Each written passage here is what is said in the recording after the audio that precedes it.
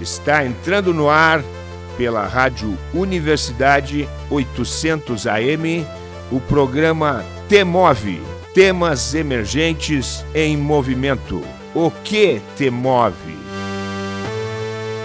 Olá, está começando mais um programa T-Move, em sua terceira temporada.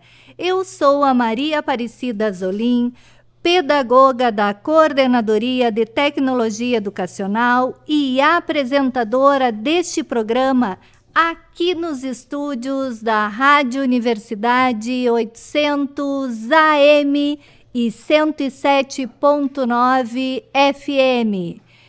O programa T-Move é um projeto da Coordenadoria de Tecnologia Educacional da UFSM vinculada à Prograde, Pró-Reitoria de Graduação. O T-Move é um programa de conversas e troca de ideias através de entrevistas semanais com os nossos convidados. Sempre buscaremos temáticas que contribuam para uma educação democrática, dialógica e equânime, bem como uma vida mais saudável, sustentável e feliz. Fique ligado no T-Move. Bom, vou começar a apresentar os nossos convidados. O professor doutor Alberto Valdemar Bamberg. É filósofo, historiador, sociólogo e psicanalista.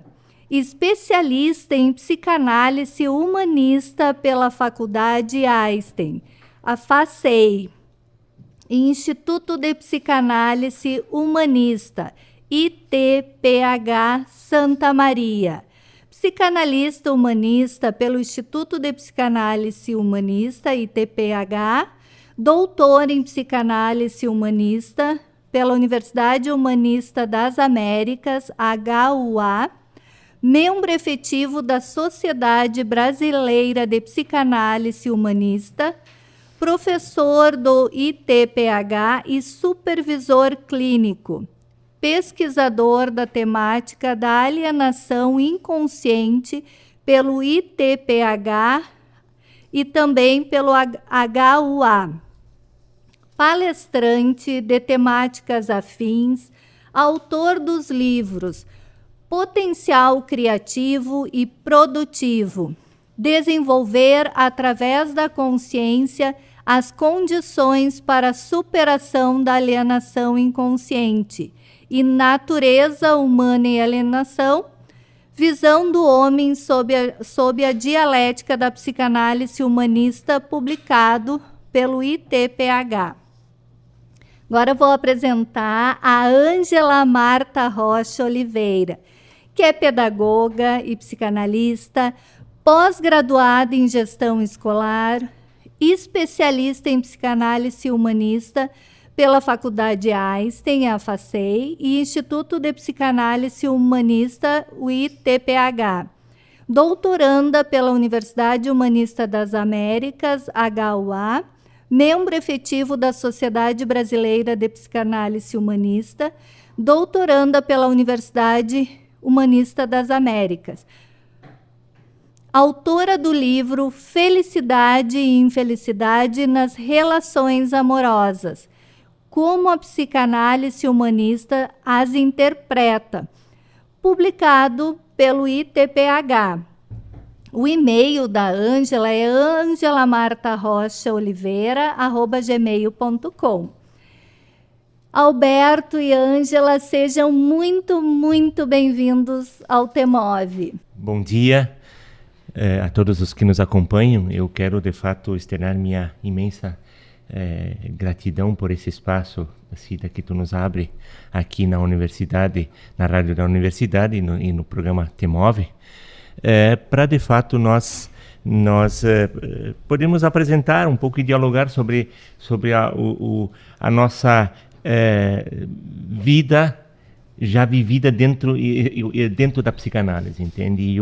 E o quanto ela, de fato, eu sempre faço questão de dizer o quanto a psicanálise, para quem experimenta e vive ela na sua mais elevada intensidade, ela é, de fato, um divisor de águas. Quer dizer, existe o antes da psicanálise e existe o da psicanálise em diante, entende? Porque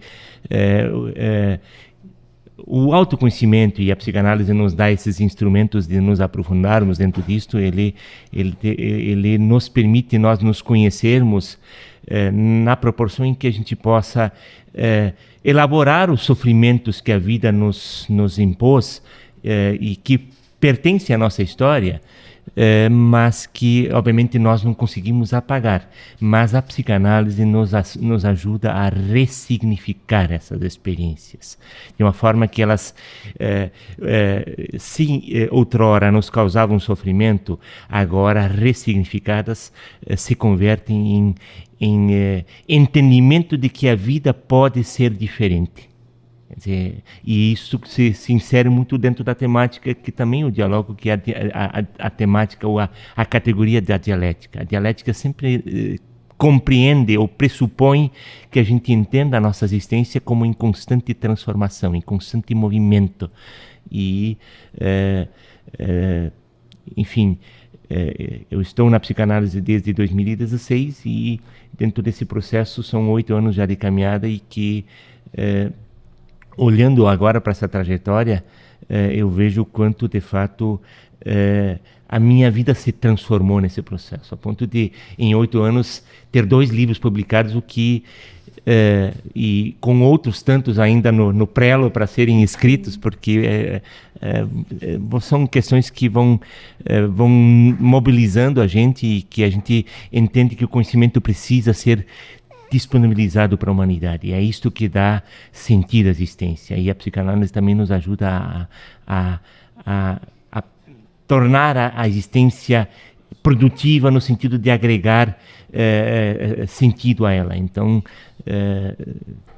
é isto que, de fato, me move hoje. Tanto que, só para dar um pequeno adendo, eu sou também professor do magistério estadual desde 2012 e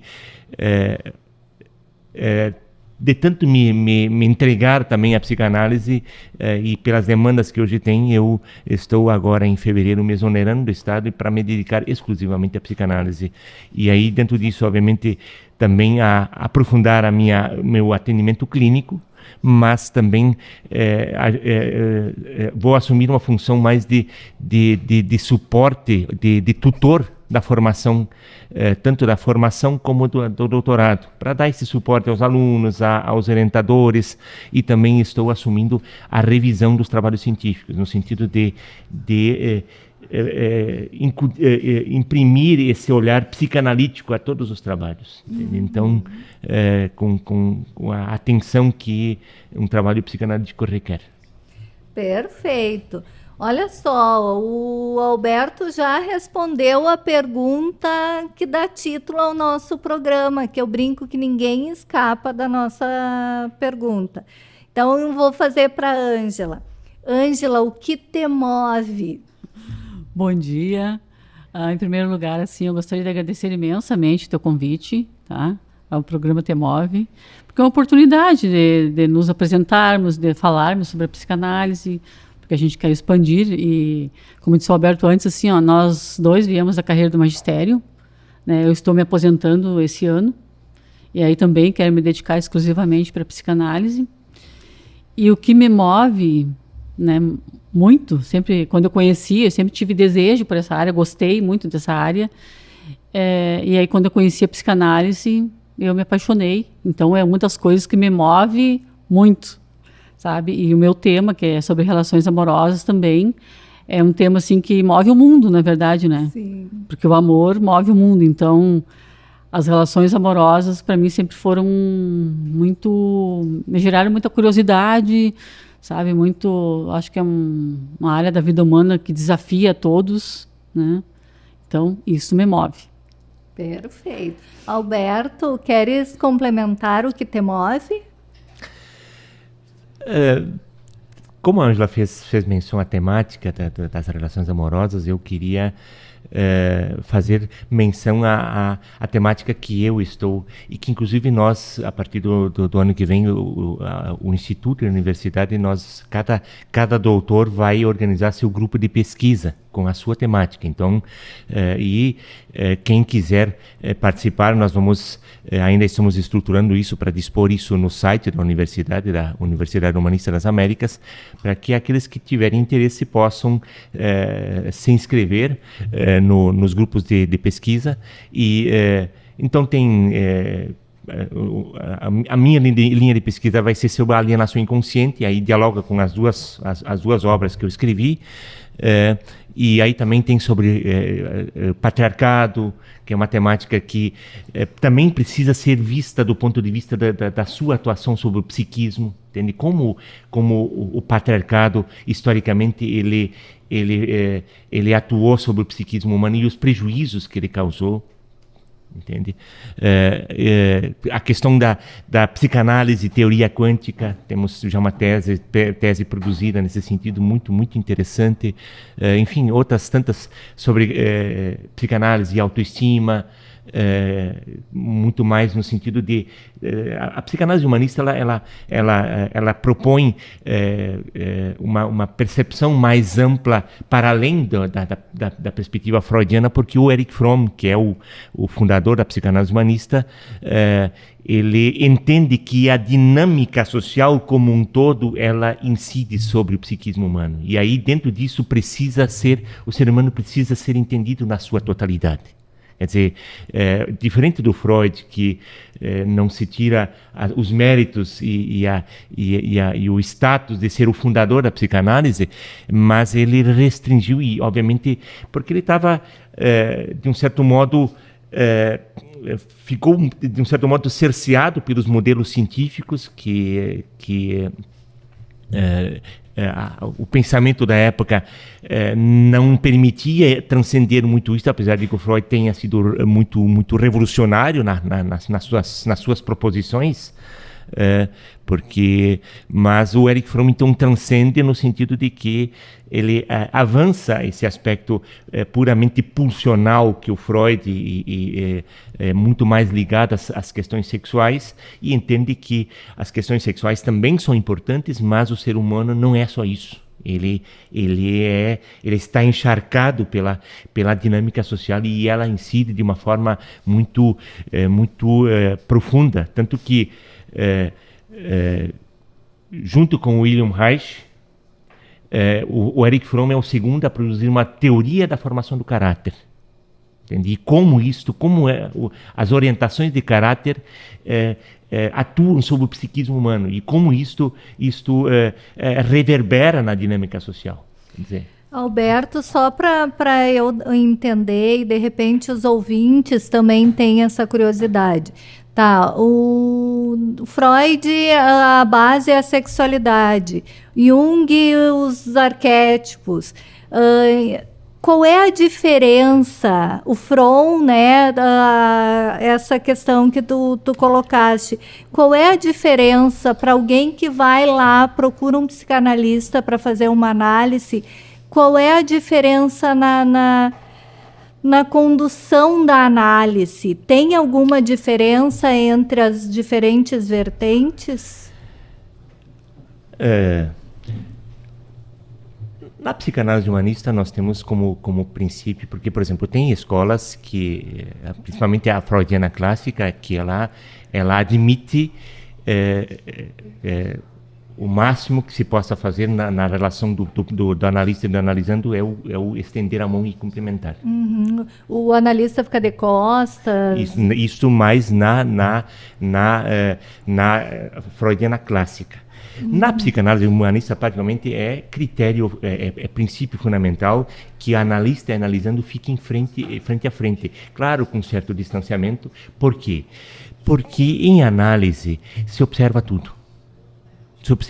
E isso tudo é objeto de interpretação. Então, como o paciente cruza as pernas, como ele apresenta os braços, como ele, diante de certas intervenções do analista, ele movimenta o seu olhar. E isto tudo só é possível estando frente a frente. Então, isto é um olhar mais humanista na relação. E também nós temos como claro que isso não é uma regra, porque isso depende do vínculo analítico que vai se construindo. Então, mas basicamente assim, o analista analisando, tanto na chegada como no fim da sessão, tendencialmente se oferta um abraço mútuo. Porque isso também, o abraço, ele é essa expressão do acolhimento humano, e que às vezes o paciente precisa muito disso. O paciente precisa ser acolhido, e o abraço é essa expressão mais aprofundada da humanidade. Aí dentro disso também a psicanálise tem certos princípios que vêm desde Freud, né? Então o Freud sempre zelou muito pela verdade, entende? Então amor à verdade é fundamental para que o vínculo analítico se sustente. Outra questão fundamental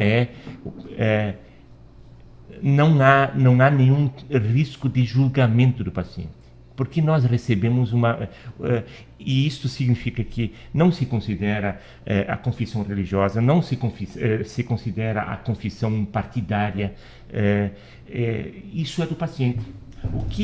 O que no setting de análise se observa é que um ser humano que está em sofrimento, ele quer ser acolhido nesse sofrimento, e o analista possa auxiliá-lo a sair desse sofrimento. E aí, a partir disso, utilizando, obviamente, os recursos que a psicanálise nos dá. Entende? Os instrumentos que a psicanálise nos dá. Então, isso depende muito da profundidade do vínculo do paraanalítico. E aí, são duas categorias que são fundamentais. O Freud também já dizia, e isso o Fromm também reforça, que a categoria da transferência entre analista e analisando, ela é decisiva para o processo de cura. Porque o paciente pode fazer uma transferência positiva, no sentido de que o vínculo com o paraanalítico está tão consolidado que... e aí, isto também são categorias da psicanálise. O analista, ele exerce uma função de maternagem e paternagem.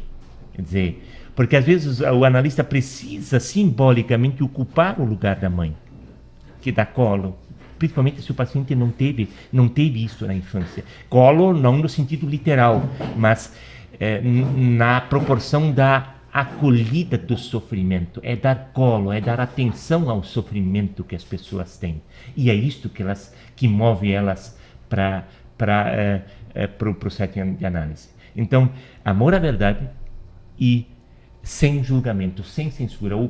E desde Freud, o paciente tem absolutamente toda a liberdade para falar do que lhe vier à mente, sem censura e sem julgamento, porque isso é do paciente. Eu vou ter que, antes de fazer a pergunta para a Ângela, confessar algo. Quando tu falaste que o psicanalista, né, analisa a forma de sentar, né, as mãos, eu fiquei pensando, nossa, como é que eu tô com as mãos? Tô com as pernas cruzadas. Já fiz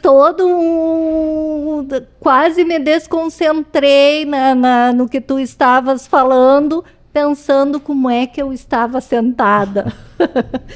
Ângela, no primeiro capítulo do teu livro Felicidade e Infelicidade nas Relações Amorosas, como a psicanálise humanista as interpreta, você escreve que a ligação psicológica com a mãe não se encerra com o nascimento, assim como o nascimento físico. Ao se cortar o cordão umbilical, essa ligação se rompe.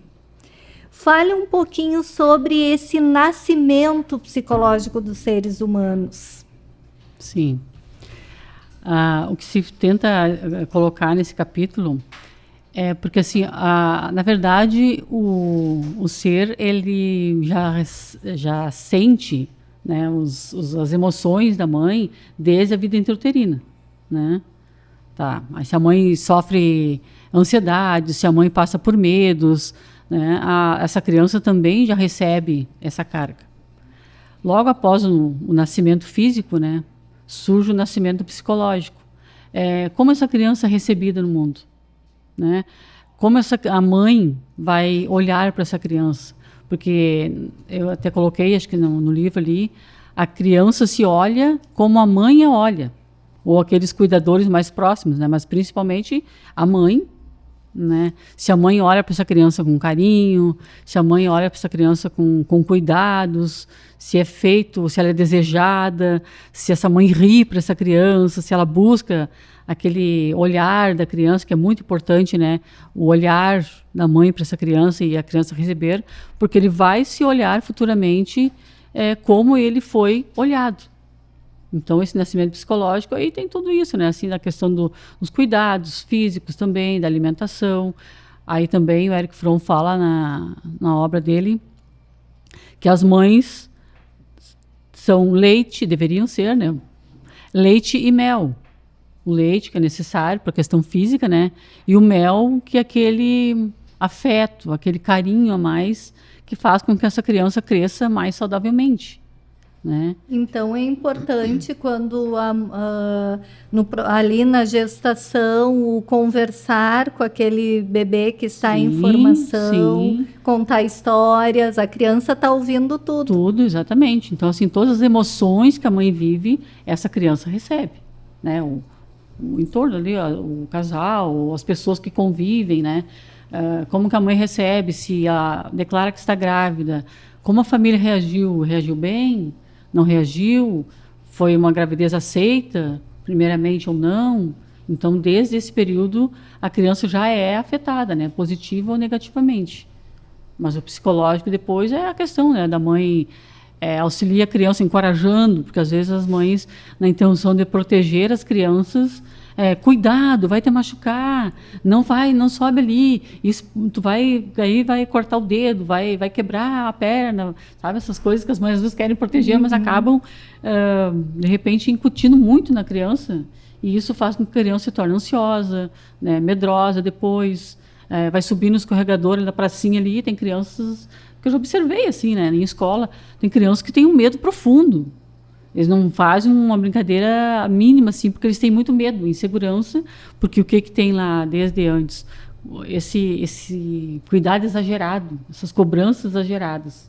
Então, esse psicológico certamente vai ser abalado, né? E às vezes a pessoa tem um medo ou algumas questões que nem sabe de onde surgiu. Exatamente. Estão lá no inconsciente. Isso, exatamente a questão da psicanálise, tratar do inconsciente, porque tem muitas questões que nós nos deparamos depois, na adolescência ou vida adulta, né? Que tu não sabe exatamente por que eu sinto isso, né? De onde eu trago isso. E aí tu vai pesquisar lá, começa a fazer a triagem com o paciente e dali já vai surgindo, né, as questões lá anteriores com a família, né, com os cuidadores, às vezes são os avós, madrinhas, tios, né, os pais. Na escola também acontece, também as crianças vão para a escola, como é que esse professor olha para essa criança, o que ele diz para essa criança, ele incentiva ou ele já dá um decreto para essa criança? Tu não consegue, não precisa nem falar. A linguagem corporal, que antes tu falou assim, né? Que te chamou a atenção. Um olhar diz tudo, às vezes, assim, para uma criança, ou para um adulto também, né? Se o professor olha com essa criança, incentiva, não, tu é capaz, olhando verdadeiramente, dizendo, essa criança vai acreditar em si mesma. Agora, se o professor olha de uma maneira desdenhosa, sabe? A criança está lendo, meu professor não acredita em mim, então eu também não acredito. Se não tem uma família que saiba ouvir isso da criança e falar o contrário. Né? Porque às vezes a criança consegue detectar e falar em casa, né? E às vezes não, ela simplesmente recebe aquela ordem ali, tanto que às vezes as pessoas procuram por algum motivo assim, na família tu escuta, não traz nada muito assim, mas lá na escola a professora rasgou minha folha do caderno e jogou fora, e disse que a minha letra era horrível, disse que eu não sabia fazer, me disse que eu era relaxado. Então, assim, a criança grava aquilo E futuramente, lá na universidade, nos lugares, surgem os problemas, às vezes, é questão lá de uma primeira série, primeiro ano, em que aconteceu um fato que parece, às vezes, para o professor muito simples, mas que para a criança foi um trauma. Carrega para a vida inteira. Então, já vou aproveitar e vou contar uma experiência que aconteceu comigo. Na 5ª série, na época era série, do primeiro ano com inglês, né? Imagina uma criança com 10 anos. E eu, na época, era muito tímida. Sentava no fundo da sala. A Aparecida não queria aparecer. E um professor pediu para eu repetir 3 palavras em inglês, coisa que eu nunca esqueci. Potatoes, tomatoes e eggs. Eu não consegui falar e ele riu, debochou horrores. Qual foi a consequência disso? Algo que eu carreguei para a vida toda, a dificuldade no inglês. E até eu lembrar desse fato, o que tinha gerado isso, foram anos de realmente bloquear.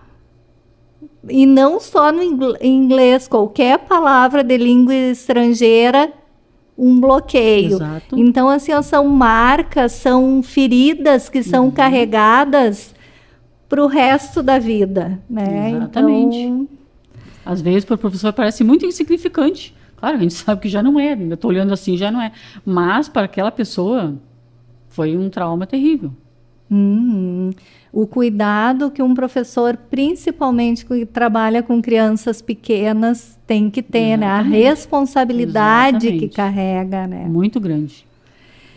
Bom, Alberto, em teu livro Natureza Humana e Alienação, Visão de Homem sobre a Dialética da Psicanálise Humanista, tu apresentas a ideia freudiana de que todas as patologias se manifestam em decorrência de impasses relacionados à sexualidade humana estruturadas na infância.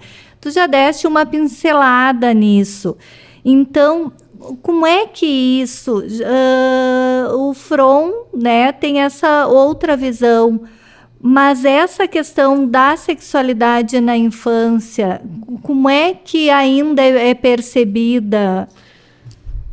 Veja, é importante entender, para chegar à resposta, eu vou tentar expandir um pouco a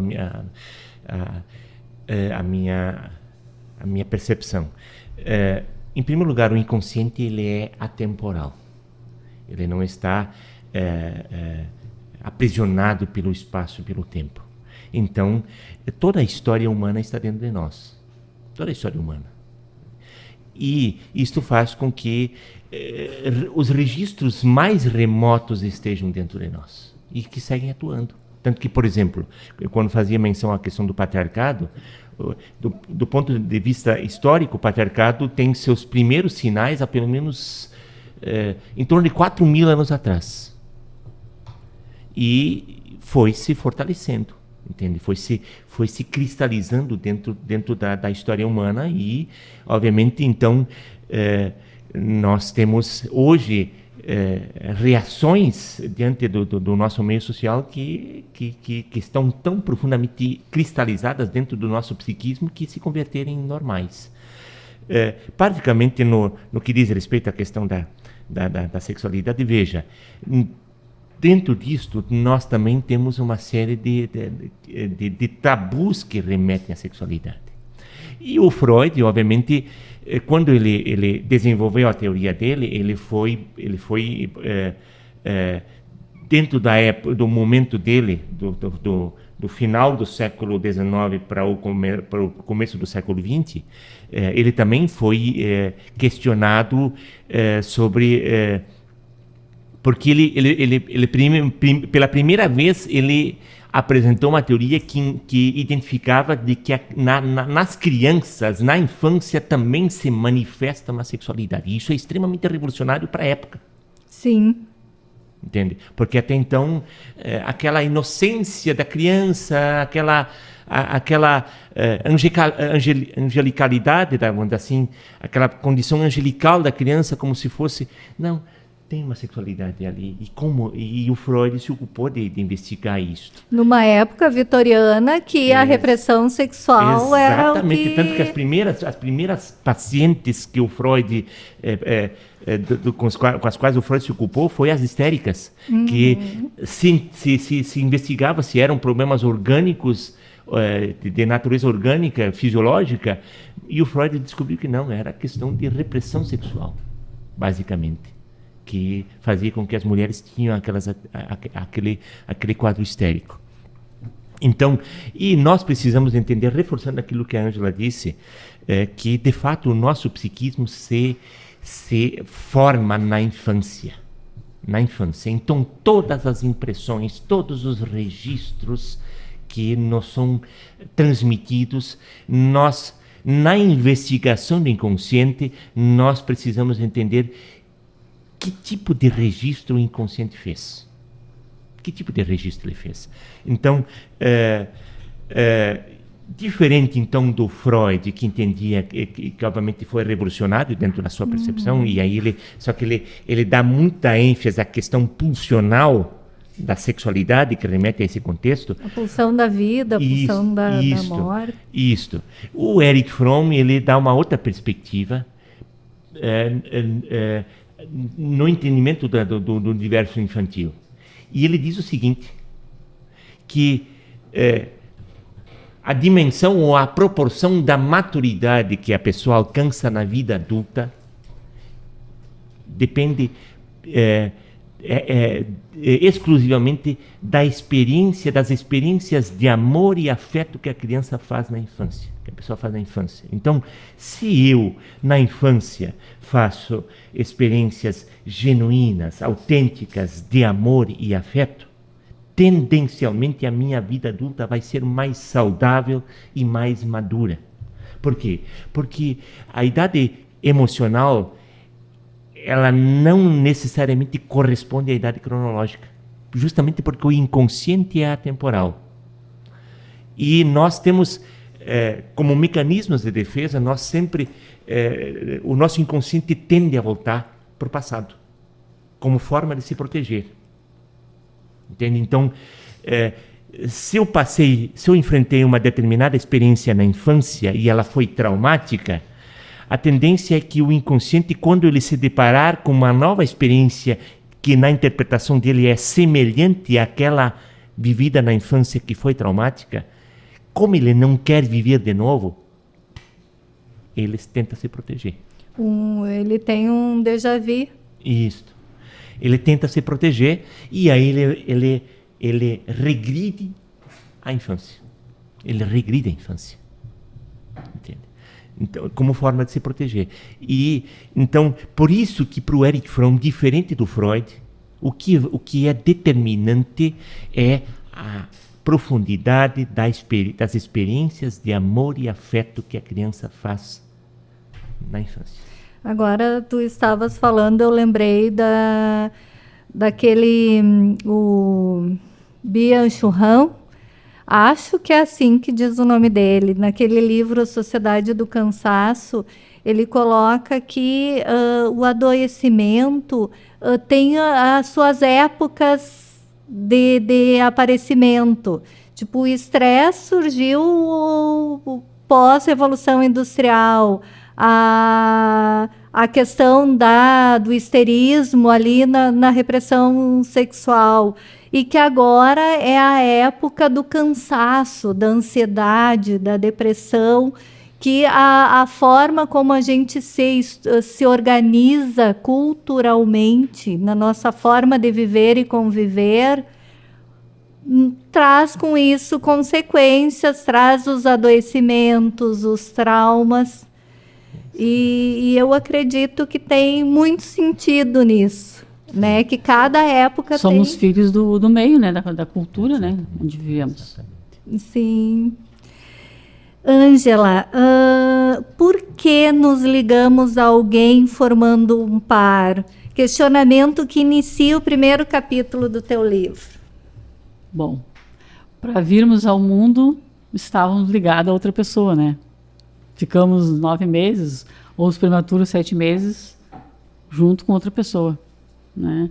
Então, até tem uma psicanalista que ela coloca isso, né, que automaticamente, como tu teve essa vivência, né, tu viveu durante 9 meses com a tua mãe, tu vai vir para este mundo e depois tu vai procurar outras pessoas que se assemelham a ti, que tenham afinidades contigo, e tu vai procurar se unir a alguém, né?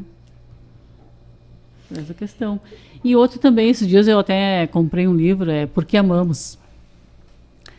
E são 2 autores, na verdade, um é Por que Amamos e o outro é Amamos Por quê, né? Na época eu disse, será que eu estou olhando o mesmo livro? Não, eram livros diferentes, era uma autora e um autor.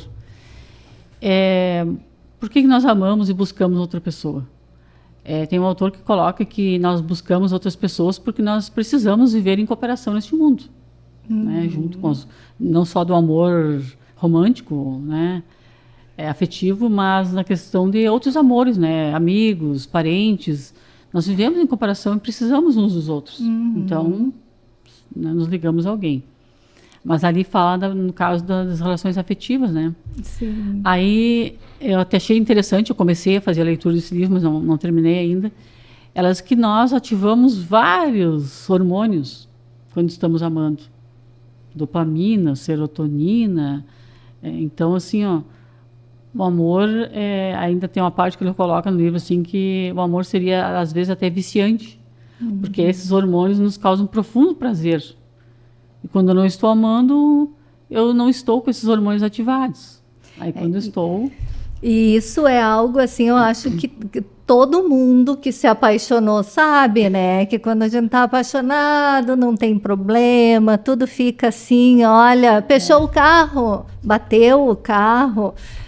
Nossa, tudo bem. Manda mensagem com coraçãozinho, tudo fica leve, tudo fica colorido. A paixão seria um tipo de hormônio. Aí depois, quando passa a fase da paixão, né, que tem uma fase ali de até 2 anos, depende para cada pessoa, né?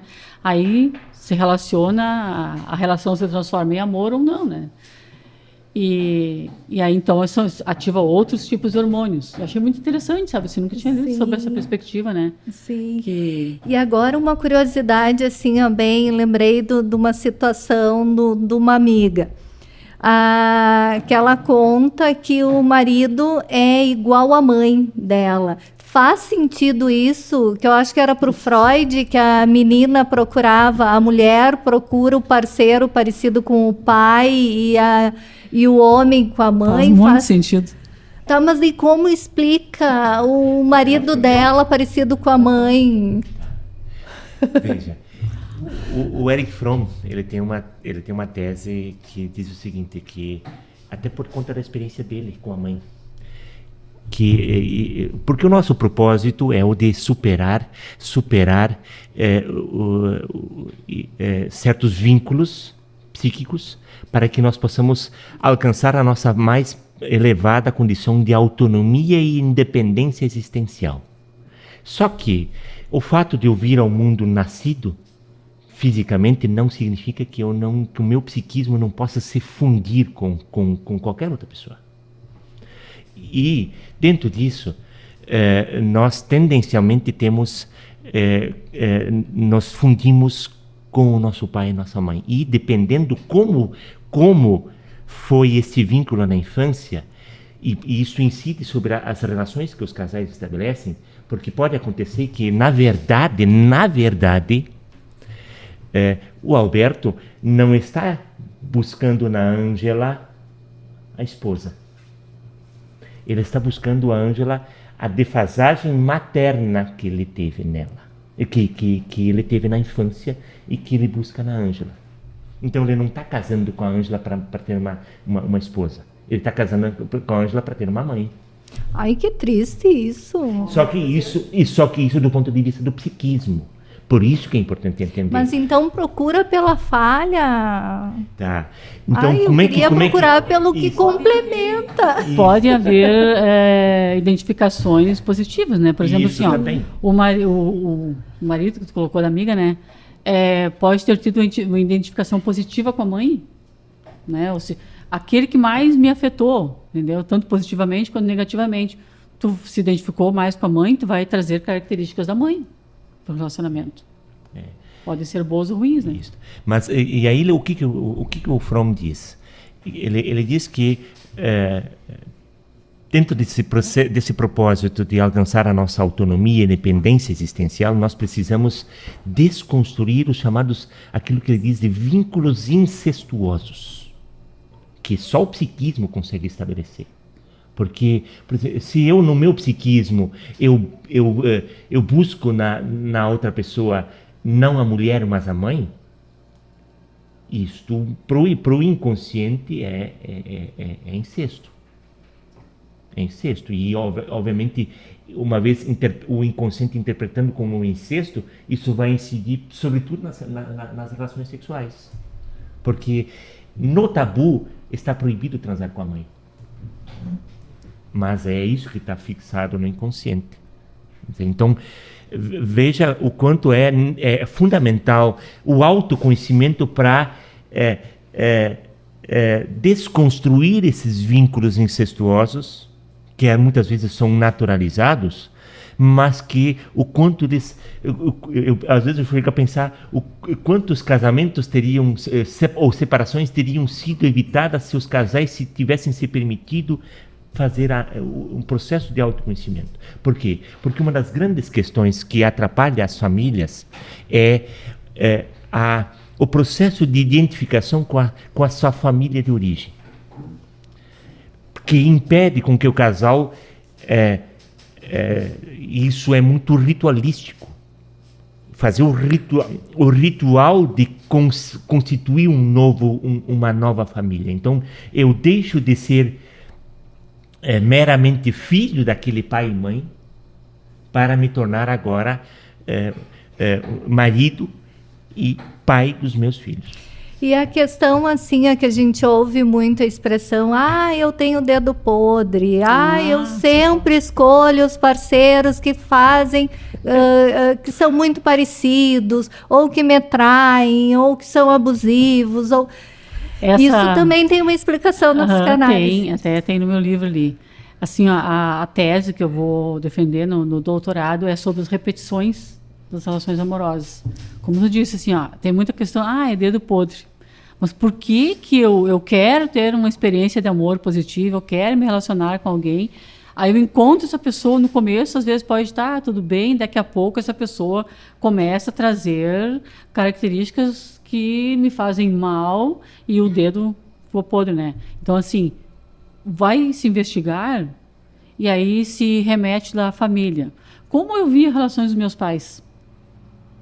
Eles se tratavam bem? O meu pai era uma pessoa positiva, uma pessoa saudável, tratava bem a minha mãe? Sempre a gente tem uma visão do masculino que se formou lá na infância. Né? Como que eu vi o meu pai, que foi o primeiro homem da minha vida? Era alguém carinhoso ou agressivo? Era alguém que tratava mal as mulheres ou tratava bem? Né? Meus pais viviam uma relação saudável ou era tóxica? Então, tudo isso tu tem guardado no teu inconsciente. Automaticamente eu saio para a vida adulta e vou buscar alguém, eu vou encontrar esse mesmo tipo de pessoa. E aí acontece o primeiro trauma, a pessoa sai do relacionamento, mas se ela não tratar, não buscar se autoconhecer, ela vai procurar o segundo relacionamento com identificações, com as mesmas características. E aí isso segue. Acaba sendo um ciclo. Porque para o psiquismo dessa pessoa, esse é o modelo a ser seguido. Só que isso é inconsciente. A pessoa não sabe. Ninguém vai querer procurar um relacionamento. Eu não quero sofrimento, mas o que me faz me aproximar de uma pessoa que vai me produzir sofrimento? O que explica isto? É porque para o psiquismo esta é a regra. Porque para o inconsciente não existe ou não. Tudo é sim. E aí eu sempre uso o exemplo. Aquilo que convencionalmente está estabelecido, não adianta eu negar porque o inconsciente produz a imagem. Então, eu uso exemplos. Não pense num cavalo branco. A primeira coisa que vê é o cavalo. Não adianta negar. Não adianta negar que não se pensa. Quer dizer, então, para o psiquismo não existe ou não. E aí eu queria trazer alguns aspectos, porque duas questões assim fundamentais para entender. Nós temos duas formas de nos identificarmos. E dentro do nosso psiquismo nós tendemos a tomar como modelo. Ou nós nos identificamos com o agressor. Então, por exemplo, o que explica que alguém que sofreu muito na infância, por mais que ele conscientemente não queira repetir, mas ele acaba repetindo o modelo agressivo com seus filhos, com quem ele conviver. É porque no psiquismo dele está registrado que este é o modelo a ser seguido. E esta é a verdade para o psiquismo. E nós só conseguimos desconstruir isso na medida em que nós temos consciência de que este é um modelo que está instalado, mas que eu não preciso necessariamente carregar ele comigo. Eu posso devolver ele para as gerações anteriores. Eu não tenho necessidade de carregar este fardo. E claro também não vamos colocar, não é colocar culpa, mas não é essa questão, não se trata de culpar, mas os modelos assim, para não dizer que acontece os fatos só com os homens, né? Uma mulher que tem uma mãe, né, que foi muito perversa na infância com essa menina, ela vai buscar um parceiro que seja perverso também, porque foi com quem ela mais se identificou, quem ela recebeu toda aquela carga que deveria ser positiva foi negativa. Esse parceiro vai ter características semelhantes dessa mãe. E o narcisismo, no que se encaixa uma personalidade narcisista? Agora tu falaste em perversão, né? Porque o narcisista... O narcisismo até um grau ele é importante. Todos nós precisamos ter um grau de narcisismo, né? Que é o amor por a gente mesmo, né?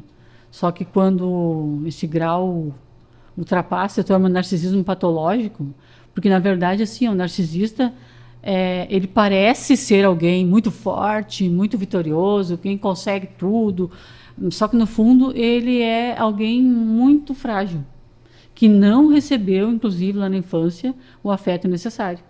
Aí depois ele busca mostrar um personagem que não é ele, não é aquele personagem que eu mostro para as pessoas e que eu ajo mal com as pessoas, mas por faltas lá na infância. Eu queria destacar ainda um outro aspecto, até porque, como eu disse antes, apesar de que, do ponto de vista, o inconsciente sempre em comparação com o consciente, sempre se usa a imagem do iceberg. E, de fato, a nossa consciência corresponde a mais ou menos 5% daquilo que nós conhecemos de nós. Por isso, tanto que o Freud disse que nós não somos nem senhores de nós mesmos, porque o que nós conhecemos de nós é quase insignificante diante do que está no nosso inconsciente. Então, a consciência e o inconsciente operam de formas distintas, mas os dois são determinantes, são fundamentais. Mas, então, o inconsciente corresponde a mais ou menos 95% de nós, enquanto que a consciência é 5%. Só que nós só conseguimos transformar aquilo que está na nossa consciência. E, dentro disto, então, no processo de análise, um dos processos que se faz é trazer à consciência aquilo que está no nosso inconsciente para que, a partir disto, tendo consciência, eu possa tomar as decisões sobre isto e ressignificar elas. Só que, enquanto que a consciência funciona pela razão e pela lógica, o inconsciente funciona a partir de outros instrumentos. Ele funciona pela repetição, porque aquilo então, por exemplo, um ditado assim, uma mentira contada 1000 vezes se torna verdade. Por quê? Porque para o inconsciente isso foi tão repetidamente dito que se converteu em verdade, por mais que seja mentira. Então, funciona por repetição. Então, nas análises, a gente pergunta aos pacientes, quando eles já têm uma certa percepção de si, o que se repete e por que se repete, para que ele possa, dentro desse movimento, alcançar a consciência. Então, o inconsciente funciona por repetição, por imagens. Então, por isso que nós sempre vamos lá na infância. E quais são as tuas primeiras imagens? Quais são as tuas primeiras lembranças? Para que o paciente descreva com o máximo de detalhes quais são as imagens que ele tem da sua infância. E, junto disso, quais são as emoções?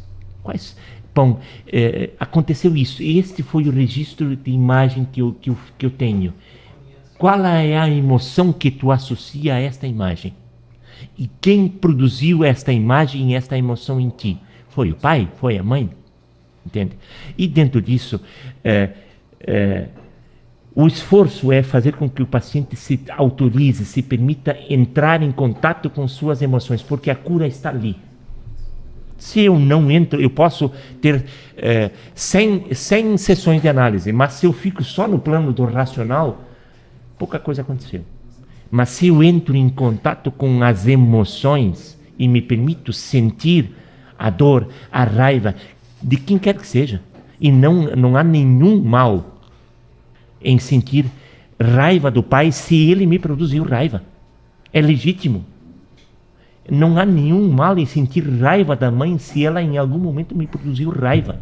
E o processo de análise ajuda a identificar essas experiências e a condição, inclusive, de ressignificar o vínculo com o pai e com a mãe, sobretudo, porque são as pessoas mais expressivas na nossa existência. A condição para ressignificar o vínculo é permitir-se entrar em contato com as emoções que o pai e a mãe nos causaram, mesmo que seja de raiva, mesmo que seja de tristeza, do que for.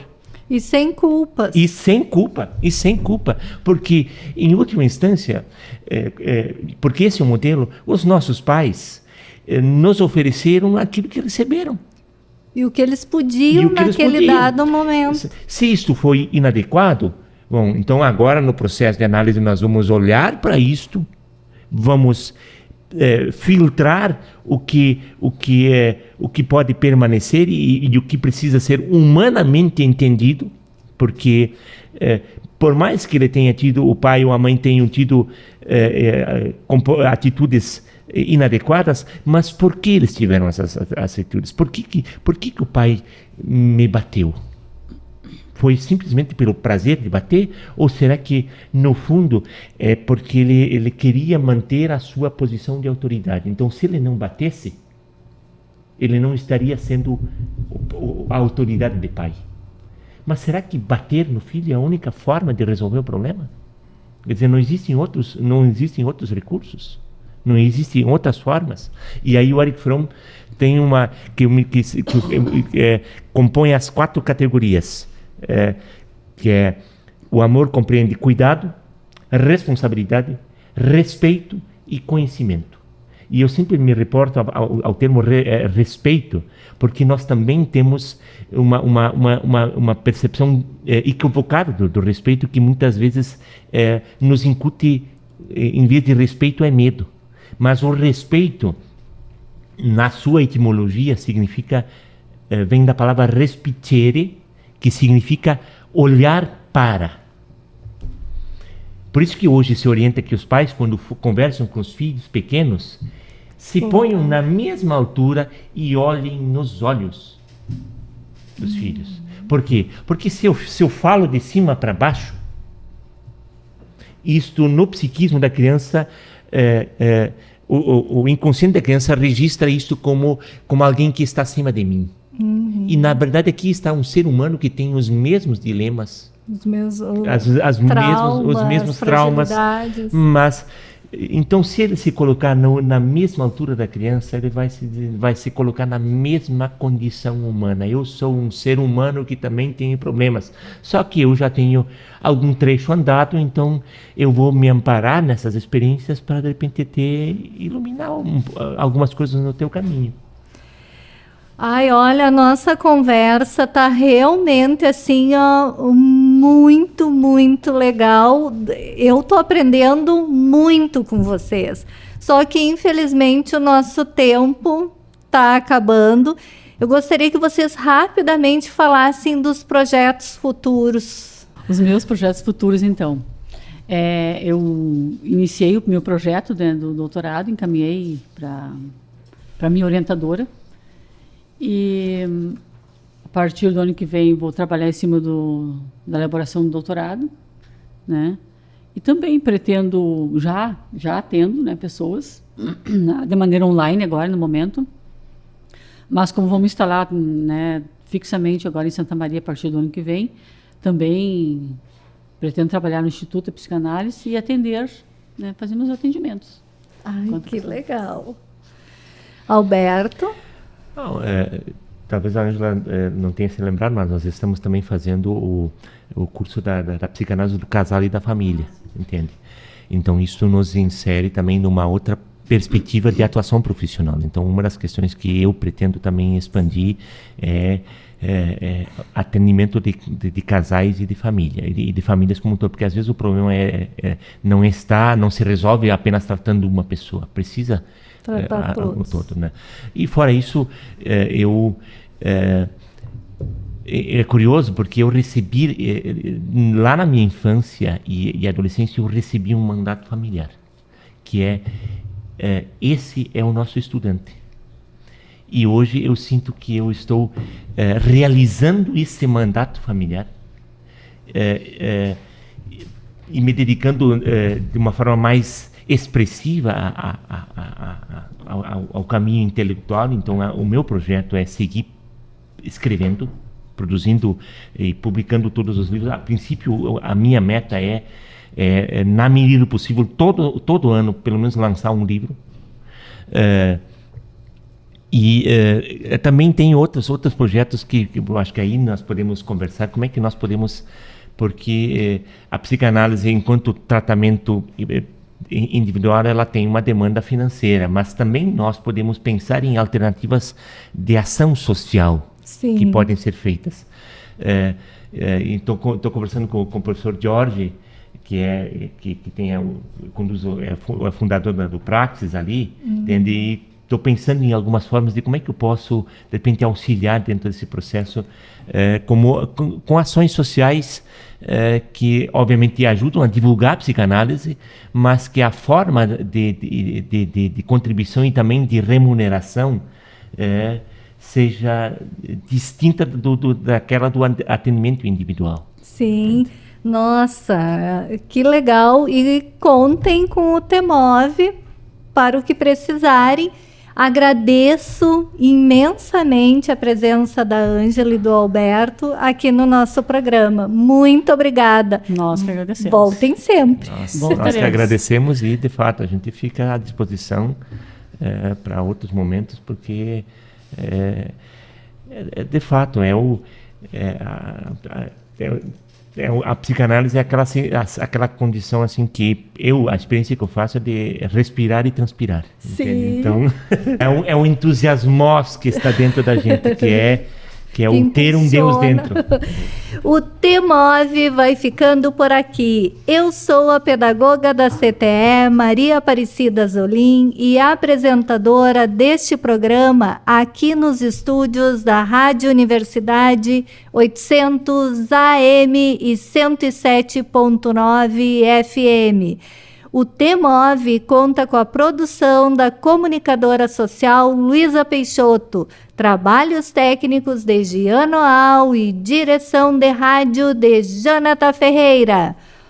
Você pode ouvir novamente essa e as outras edições do nosso programa no YouTube, no canal CTE-UFSM. Também estamos no Spotify, é só buscar TEMOV UFSM e ouvir nossos podcasts com as nossas entrevistas. Estaremos de volta na próxima semana. E que a sua semana seja levinha, levinha e muito feliz.